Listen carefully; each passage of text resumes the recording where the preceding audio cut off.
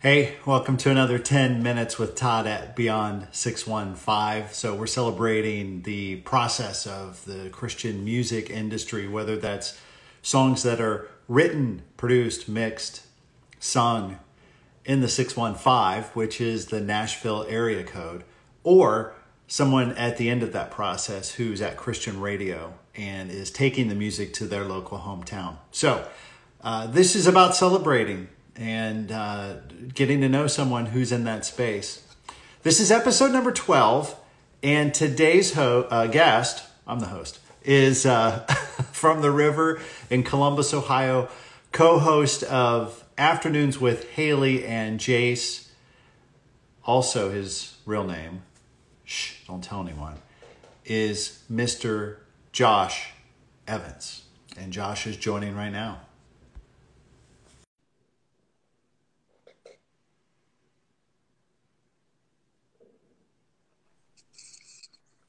What's up, Todd? Hey, man. How's it going? It is going well. How are you? I'm good. Thanks for having me on. Yes, you're the man. host. I'm just here for like 10 minutes. That's the name of the show. So, But we get to learn so much about you in those 10 minutes. it's going to be fun. Excited. I'm going to set my timer. Set timer for 10 minutes. Okay, 10 minutes and counting. All right. I'm going to say a phrase or ask you a question, and I'd love for you to react. So first, for those who really don't know you, know who you are, describe yourself in 3 words. Okay, 3 words. Passionate, authentic, sarcastic. I'm a really passionate person. I'm very much all or nothing. So if I'm going to do something, if I'm going to set my mind to something, whether that be a video game or my career, I'm here to win in the best way possible. You know, like I'm dedicated to it. I'm going to go after it. A couple months ago, I started getting back in the gym for the first time in a while, and my wife said to me, "You know what you tend to do, right? Which is go from 0 to 100 in like the first day." And I said, "I'm not going to do that." Well, of course I did that and felt it for about a week afterwards. But that's just kind of how I operate, man. I'm passionate, authentic. What you see is what you get. I'm not going to say anything to you that I don't mean. I don't believe in doing that. I think that's disingenuous and doesn't help anybody. And I'm also sarcastic. I like making people laugh. That's kind of the love language in my family growing up. And so it's just something that I've latched on to. And I think that can be used well. It can be used wrongly, but I think if you use it well, it can be a really good tool in your tool belt. For those who have been in the industry a while, I think Josh is a mix of Jeremiah Beck and Brant Hansen in a way. I'll take that. I'll take that any day of the week. I knew you would. Okay, so you and I go back to your college days before you had a child, before you were married. How did the radio bug actually bite you?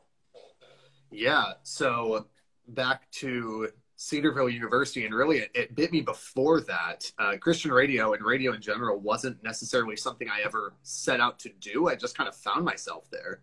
So I'm talking like 10, 11, 12 years old, where I'd be, playing, NHL 2001 on the computer or whatever. And I would turn the speakers off because I wanted to broadcast the game myself. Because I loved the passion that these sports announcers could bring into your living room. And something about that, man, I don't know what it was. Something really latched on for me from really early on.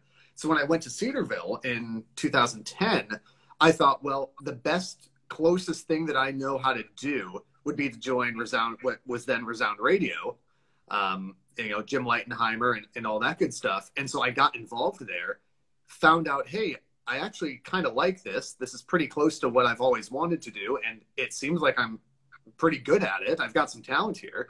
And then friends like you came along and were willing to coach me through that student radio show and all that good stuff.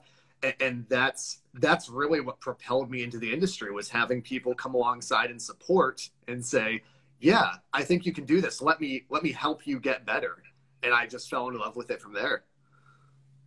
Isn't it amazing when that bug bites you? Were you undeclared when you went to school then, or did you change majors? So I was a little, I changed a little bit. I was what was then comprehensive communications, just because I didn't really know what the most direct path was. And then within about at the end of the first year, I went to broadcasting and digital media, which was obviously the more concentrated, specific, because I found out what it was called. I was like, yeah, that's the one. That's what I want to do.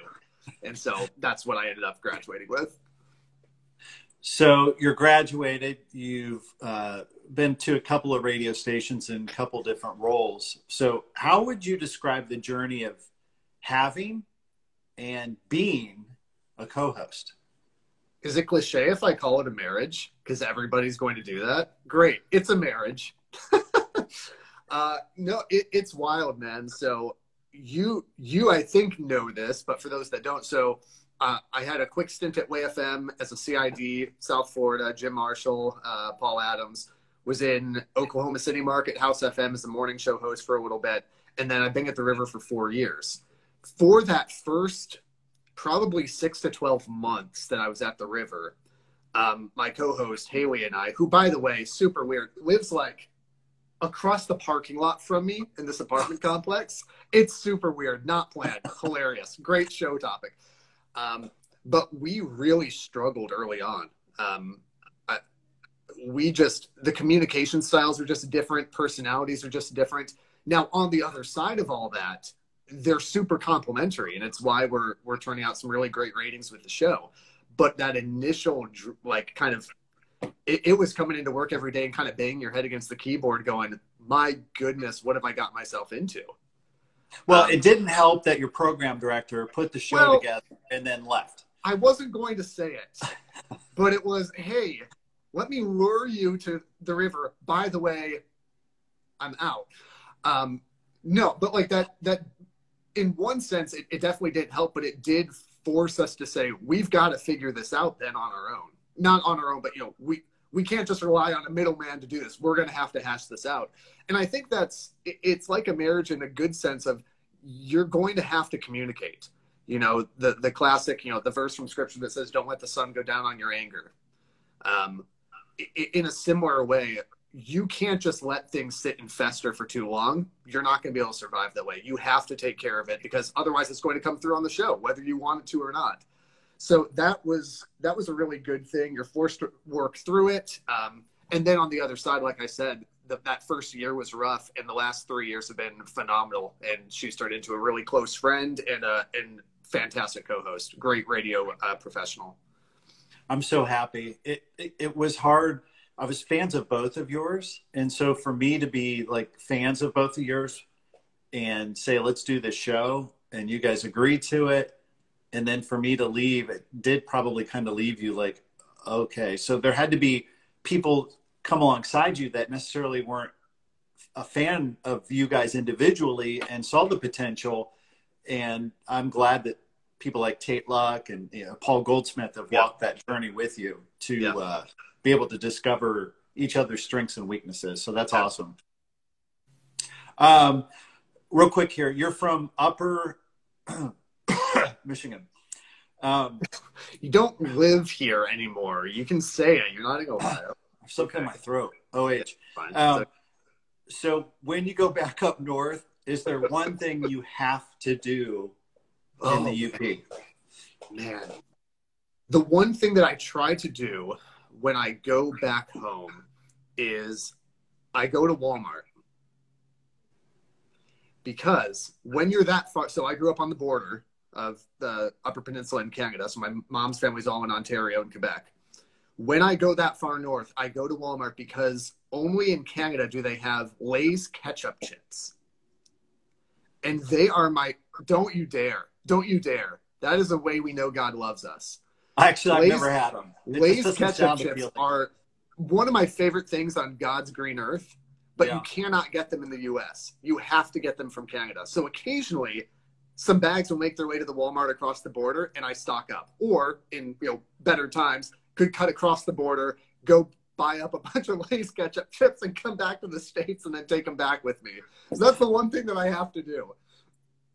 So I have a certain kind of floss that I have to get because my teeth are close together in the back and everything shreds, and so there's this floss that it's like Walmart, but it's called Meyer. You have them in Columbus. Yeah, yeah. You have one right up the street from you, but there's this specific floss that I have to have. So dude, I know your pain. I know your thrill. I afford those. All right. Last question. We got to be close to 10 minutes here. I would think so. It's 10-ish minutes with Todd. I know. Sometimes it runs long. I mean, who's counting?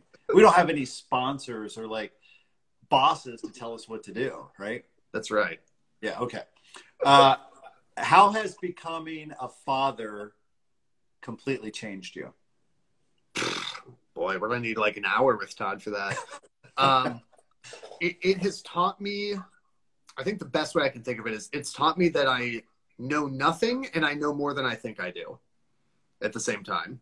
So especially as a first-time parent, so Malachi is 2, almost 2.5.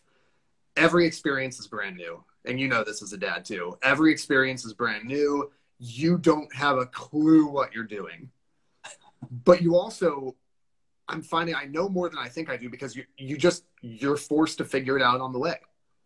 And, you know, he's getting to the age where we're trying to figure out like, okay, how do I discipline him when he's definitely, you know, asserting his will against mine? I don't know, but also I figured it out and we found what works best for us. And so it's encouraging to know that, hey, looking ahead, even as he gets older, as he becomes, you know, less of a toddler, more of a little boy. And as he becomes a teenager down there, like those things that go, I have no clue how to handle this. I don't know what I'm doing. But to know, well, the last 2 years I didn't either, but I figured it out. And, you know, my wife and I figured it out together and we figured it out in community. That's really encouraging to go, okay, you know what, we're going to be okay. And I think at the end of the day, it's just opened my heart up in ways that I didn't know was possible. Like I'm a fairly emotional person, but I tend to keep that inside a lot of the time. I don't express it as much, but it's just opened me up in some incredible ways. And just like, I didn't know I could love anything this much. And so it's been a really great, difficult journey, as I think any parent would tell you if they're being honest, for sure. But I love him. He's great. He's awesome. He's outside drawing with sidewalk chalk or something right now. By himself?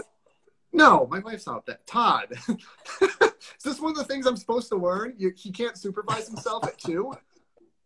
No. Unless Hailey's watching him from her apartment window. Her dog, Trout. They watch each other. It's a really good partnership. Okay. Well, that works then.